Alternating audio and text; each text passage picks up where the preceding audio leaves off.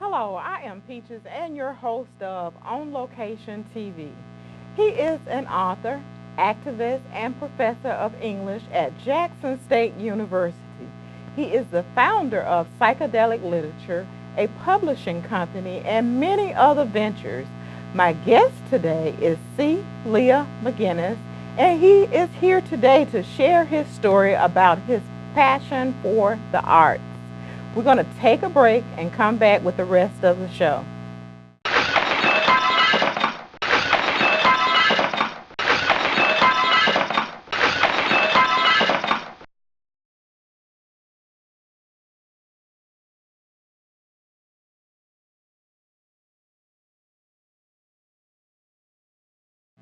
We're back and you're watching On Location TV with my guest today, C. Leah McInnis. Welcome to the show. Hey, thank you for having me. It is a pleasure to have you here Thank share about the arts. Now, how I normally start the show off is I want to find out a little bit about who C. Leah McInnis is. So share with us. I'm a writer. That's what I do. I write poetry. I write short stories. Occasionally, I write literary criticism, but mostly poetry and short stories. I'm a Delta boy. You know, so I'm probably a blues poet. I'm influenced by people like Amir Baraka and Sonia Sanchez and Nikki Giovanni and Jerry Ward and Columbia Salam and Reginald Martin and Charlie Braxton and David Bryan Williams and Jonathan Anderson. So I'm a Mississippi boy. I'm a Delta boy. I'm a blues boy. But I'm a writer. All of that just combined in one. Exactly. Well, that's great. So, that's great.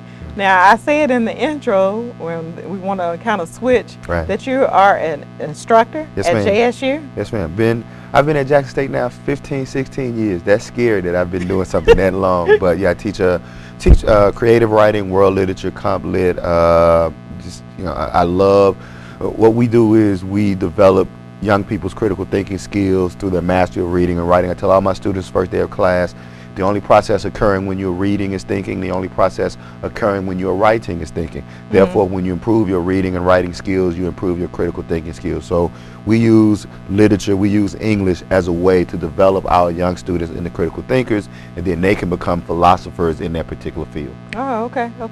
Now we're going to jump right into some things that you're working on, things that you have been doing with JSU, the students there, but and also your accomplishments.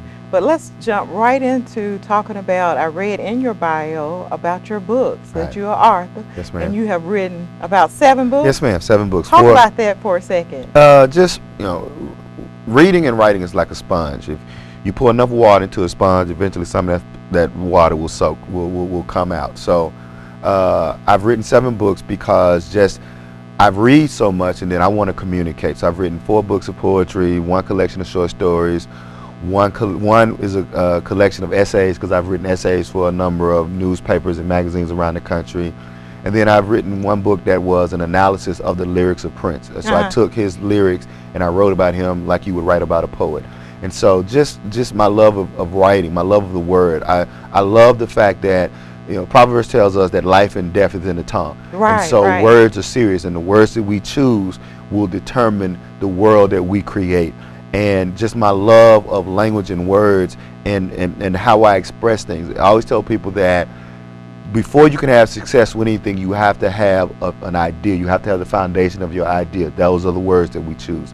So I just love the fact that you can influence political reality, you can influence social reality, you can influence personal reality with language, and so that's why I write so much. I write all the time, and eventually all of those different poems, all those different short stories develop themselves into a book. I try to publish different poems and short stories in other magazines, and that's the other way that you can kind of get known as a writer, is putting as many poems and short stories and essays in different magazines around the country. It isn't easy, but I love it. I'm writing all the time. I get influenced by, of course, reading other works. I get influenced by music. I get influenced by what people say. I get influenced by watching people. As writers, we observe. I tell people that we have 2 ears and 1 mouth. We also have 2 eyes and 1 mouth. So we have to be taking in, observing, listening to as many. I can't tell you how many great poems I've gotten just by listening to people talk. My wife, whenever we're out to dinner, she's like, stop eavesdropping on other people. And, you know, as a writer, I can say, I'm not eavesdropping, I'm researching. This is research. I'm not nosy, this is research. But, you know, you can hear. They said the wheels are constantly turning.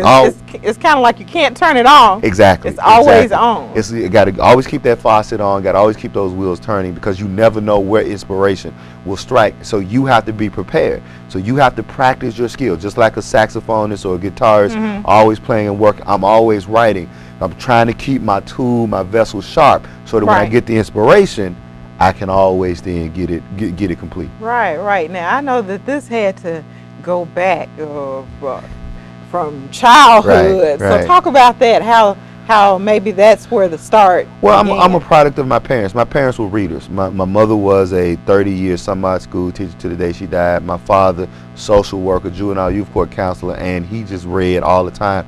So my first toys were books. I used books as building blocks. My mother's back seat were always filled with books. When she was working on her graduate degree, she would take me to class with her. And so as I say that, I crawled and played with books like they were Lego parts. And then one day I opened them, and the rest was history. So I've been a reader all my life. And the writing got started, it was just the best way to express myself. When I was a kid, I was the only child. Living in the Delta, most people have brothers and sisters. So when you're the only child in the Delta, if you pick a fight with somebody, you have to fight brother, sister, cousin. So my only way to exact my revenge is I would go in the house, and Westerns were big. Then Lone Ranger, The Rifleman, all of those kind of black and white shows. So whenever I would get beat up, I would go in the house and I'd write these stories where I was the good guy and all my friends were the outlaws. So I put them in jail, and I would be the Lone Ranger, and I would win. And that just became, that grew. I mean, literally, that's how writing for me grew. It was the best way for me to express myself. When I was sad, when I was angry, when I was happy, I just always found myself writing. And then, before I got into seriously reading, music was very big. Gospel music, soul, funk was really big in our house. And then eventually, you know, rock and roll. But I would deconstruct songs. I was always interested in the lyrics.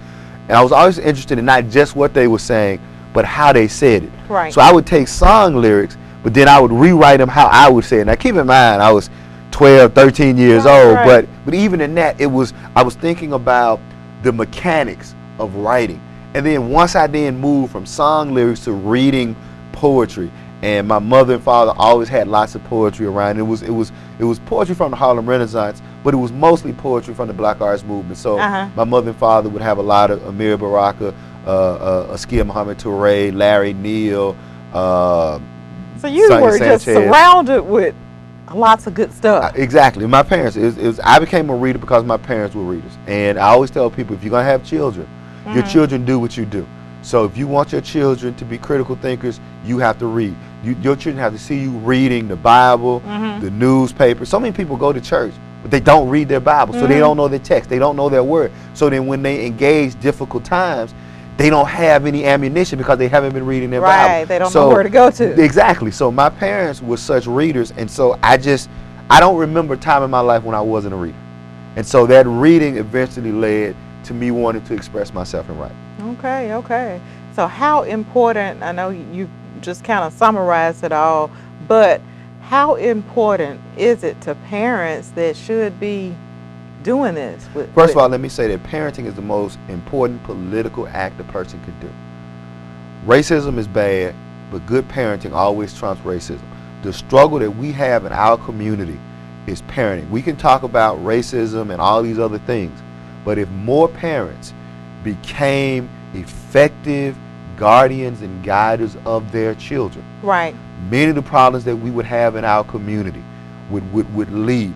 And reading and developing critical thinking, because critical thinking is about decision making. Children make bad decisions for two reasons. One, they don't think they have a future, and two, they don't have the ammunition to make a proper decision. A young girl who sees a future is less likely to get pregnant. Not saying that she won't. Things happen. So we do have, there are mistakes and accidents. But right now we have too many of our young sisters in our community who don't see a future. And because they don't see a future, then pregnancy isn't an issue because they don't understand that getting pregnant limits the things that they can do. Then you combine that with a lack of reading. Reading is critical thinking. When young people don't read, they can't think critically, so they can't make proper decisions. That is so true. You said it all. in one bundle there for me.